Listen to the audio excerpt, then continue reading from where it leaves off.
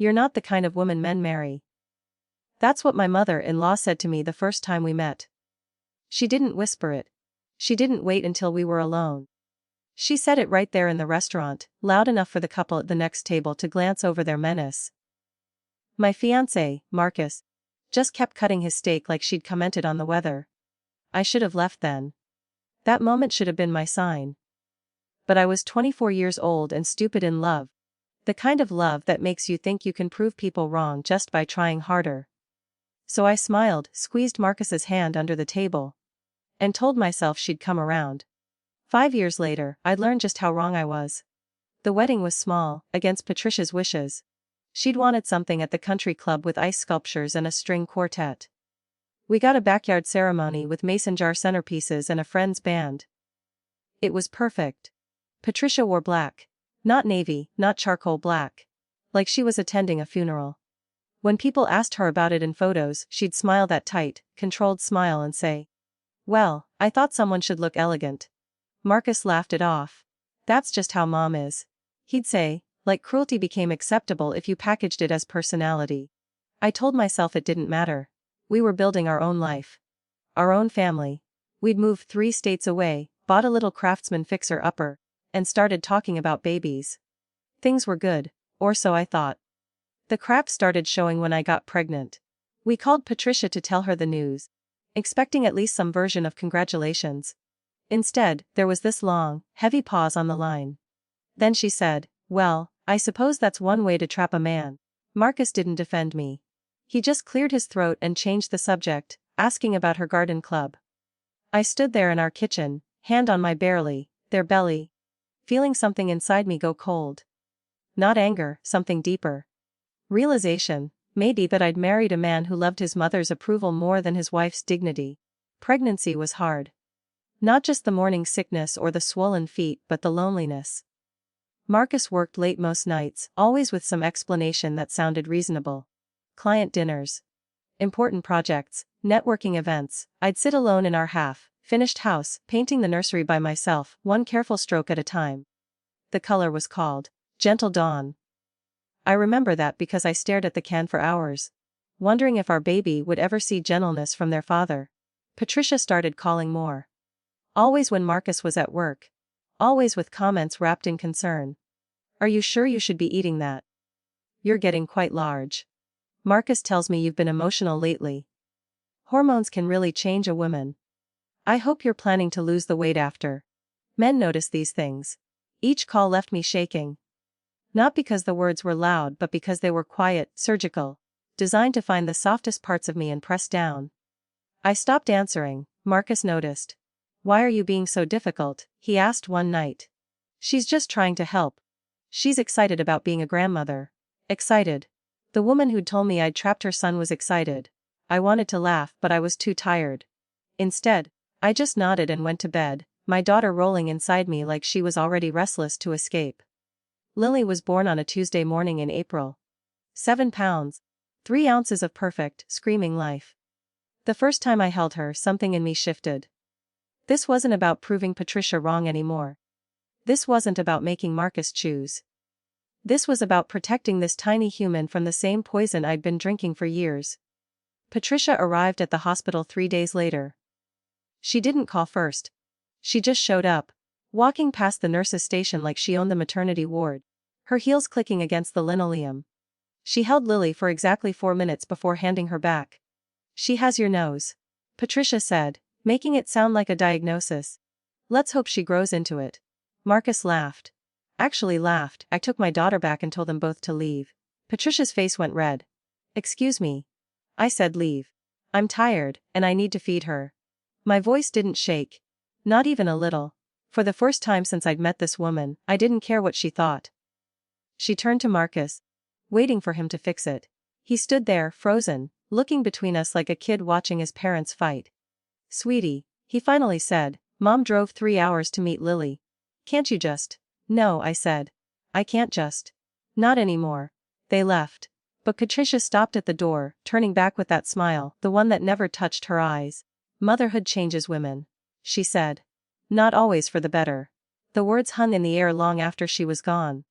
The first few months with Lily were a blur of sleepless nights and constant feeding.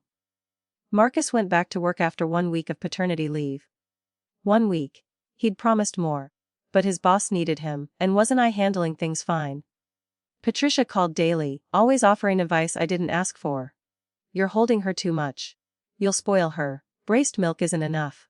My generation used formula, and Marcus turned out perfectly. You look exhausted. Maybe if you tried harder with your appearance, Marcus wouldn't be working so late. That last one hit different. Because Marcus was working late. Later and later.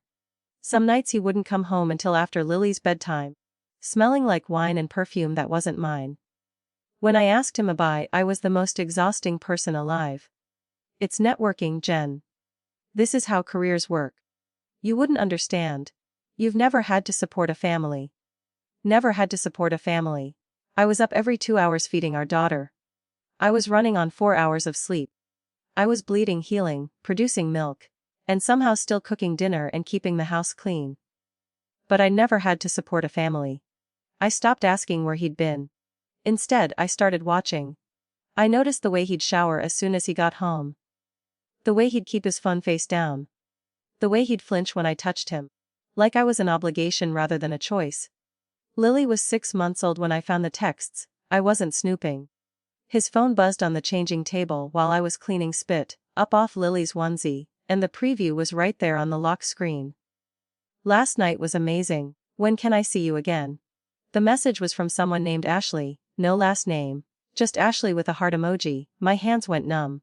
Lily started crying, but the sound felt distant underwater. I picked up his phone and swiped, no password. He hadn't even bothered to hide it. The messages went back months. Flirting at first, then explicit. Photos I couldn't unsee. Plans made in hotels I recognized from his business trips. There were others too. Not just Ashley. Women whose names I didn't know. Whose faces smiled up from his camera roll while I'd been home holding our baby. Wondering why I wasn't enough. I sat on the floor of the nursery with Lily in my lap, staring at the gentle dawn walls I'd painted myself, and I finally understood. This wasn't about me not being enough. This was about Marcus never growing up. This was about a man who'd never stopped seeking his mother's approval. And who'd learned from her that women were disposable, interchangeable, never quite right. When he came home that night, I was waiting. I'd put Lily to bed. I'd made myself a cup of tea. I was calm in the way you get when you've cried so hard there's nothing left inside. I asked. He froze, his briefcase still in hand. For a second, just a second, I saw panic. Then it morphed into something worse, annoyance. You went through my phone. It was on the changing table. It buzzed. I saw the message. He ran a hand through his hair. That gesture he did when he was calculating his next move. It's not what you think. Then what is it? She's just a colleague. We're friendly. You're reading too much into it. I laughed. It surprised both of us. There are pictures, Marcus. Explicit pictures, of you and her. Of you and at least 3 other women. So please, tell me what I'm reading into. He didn't apologize, that's what broke me more than anything. He didn't even try to apologize. Instead, he said, maybe if you made more of an effort I wouldn't have to look elsewhere. You've let yourself go since Lily was born. You're always tired. You're always upset about something. The words landed like physical blows. Let myself go. I'd grown and birthed his child, my body had created life. And this man, this person I'd promised forever to, was telling me I wasn't trying hard enough. Get out, I said quietly. What? Get out of this house. Now. He stared at me like I'd spoken a foreign language. You're being dramatic. We can talk about this when you're calmer. I am calm, I said, and I was, eerily, perfectly calm. You have 30 minutes to pack a bag and leave. Or I'm calling your mother and sending her every single screenshot from your phone. That got him moving. Mentioning Patricia was the only card I had, and we both knew it. He wasn't afraid of losing me, but losing his mother's image of him as the perfect son. That terrified him. He packed, slammed drawers. Muttered about how I was overreacting. How I'd regret this. How no court would give me full custody when I was clearly unstable. Each threat just confirmed what I already knew. I'd married a stranger. Or maybe I'd always known who he was, and I'd just been too afraid to admit it. When the door closed behind him, I sank onto the couch and let the silence wash over me. Lily was sleeping. The house was mine. For the first time in 5 years, I could breathe. Patricia called the next morning. Marcus tells me you've kicked him out over nothing. Over a misunderstanding with a coworker. Her voice was ice. I raised him better than to stay with a woman who makes his life this difficult. If you loved him, you'd forgive him. That's what wives do. No, I said. That's what doormats do. I'm filing for divorce. The gasp on the other end was almost comical. You can't be serious. Think about Lily. Think about what this will do to her. I am thinking about Lily. I'm thinking about what kind of woman I want her to become. And it's not the kind who accepts cheating and cruelty, because some man's mother says she should. You're making a mistake. Patricia hissed. Marcus will fight you. I'll make sure he gets a lawyer who destroys you. You'll lose everything. Maybe. I said. But I'll still have my dignity. That's more than you've ever had. I hung up before she could respond. My hands were shaking, but my resolve wasn't. I called a lawyer that afternoon, filed papers that week. Marcus tried to reconcile at first.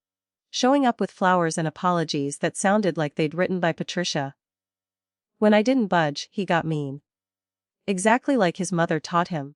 The divorce took 14 months. 14 months of court dates and mediation sessions and lawyers who billed by the minute. Marcus fought for custody not because he wanted Lily, but because Patricia told him he should. His lawyer painted me as unstable, emotional, vindictive. They brought up my postpartum struggles. The weight I hadn't lost. The fact that I'd isolated Marcus from friends and family. My lawyer was better. She brought receipts. Bank statements showing Marcus's hotel charges, phone records. Screenshots of messages he'd been stupid enough not to delete from his cloud. Testimony from neighbors who'd heard him screaming at me through open windows. Patricia sat behind Marcus through every hearing. Her face a mask of righteous indignation. Like I was the villain in a story she'd written years ago. The judge was a woman in her 60s with reading glasses on a chain. She listened to everything, took notes in careful handwriting. And when both sides had finished, she looked at Marcus with something close to disgust. Mr. Harrison, I've seen a lot of custody cases. What I haven't seen is a father who can name his daughter's pediatrician, her favorite food, or what time she goes to bed. Can you? Marcus stammered, looked at his lawyer, looked at Patricia. The silence answered for him. I got primary custody. Marcus got supervised visitation every other weekend, which he exercised exactly 3 times before his visits trailed off to holidays only. The house went to me. The debt we'd accumulated got split. Patricia tried to intervene, offering to pay Marcus's legal fees if he'd appeal, but even he knew when he'd lost. The day the divorce was finalized, I drove to the beach. It was February, cold and gray. The kind of day when you have the whole shore to yourself. I walked to the water's edge with Lily bundled in a carrier against my chest. The waves were loud and endless. I thought about everything I'd lost, the marriage I'd imagined. The family I'd hoped for, the version of myself who'd believed love was enough.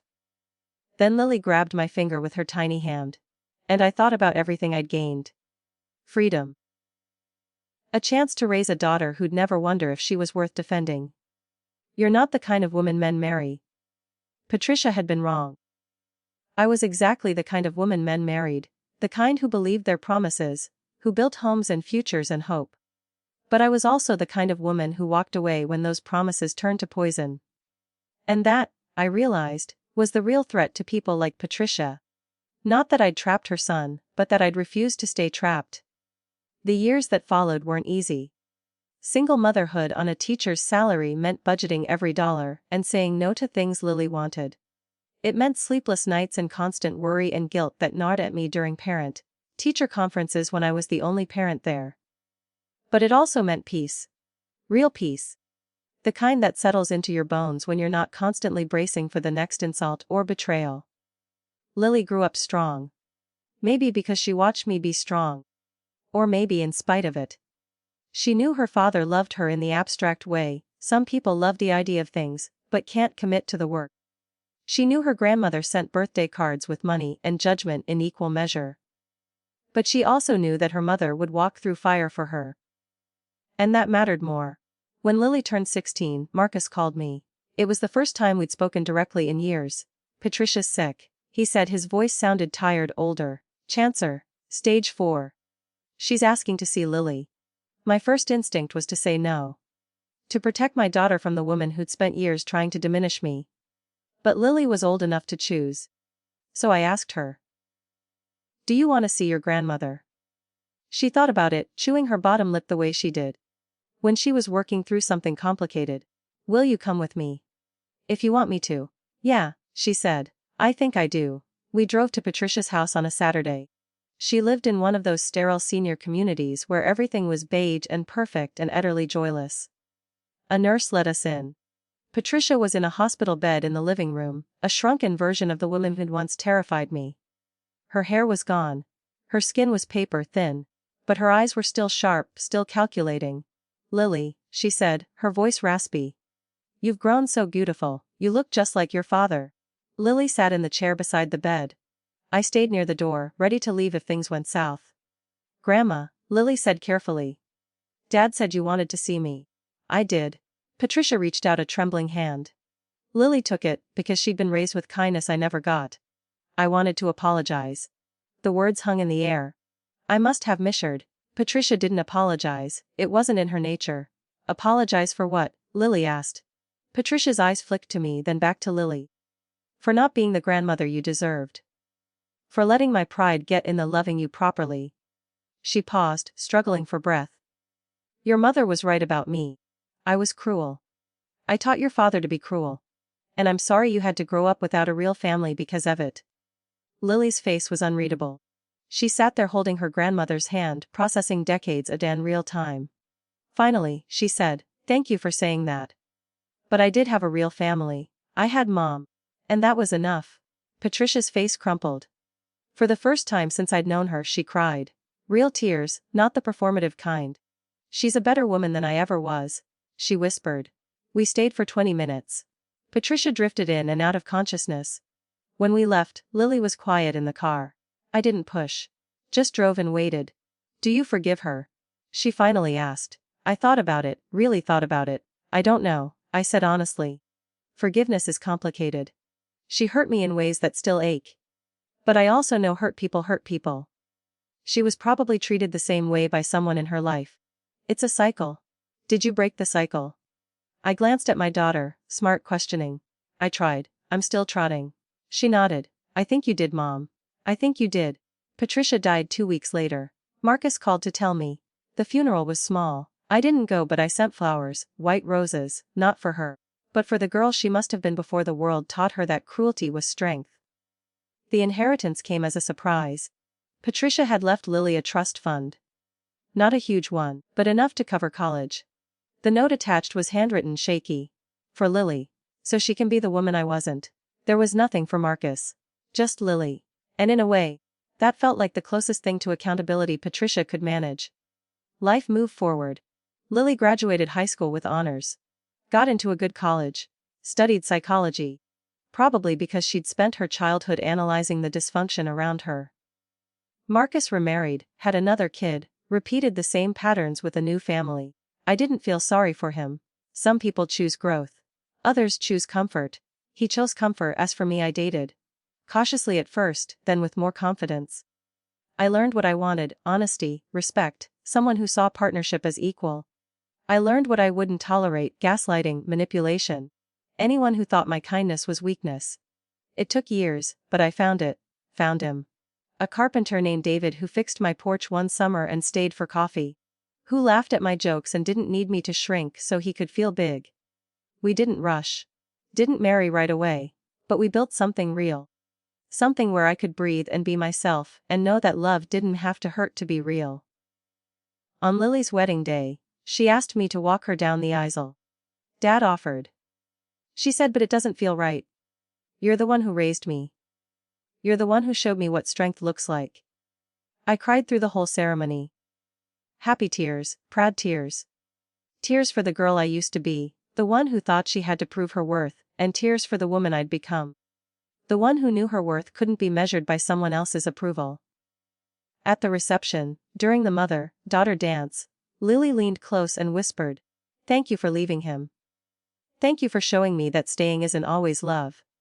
Sometimes leaving is." I held my daughter tighter. "You never have to thank me for that."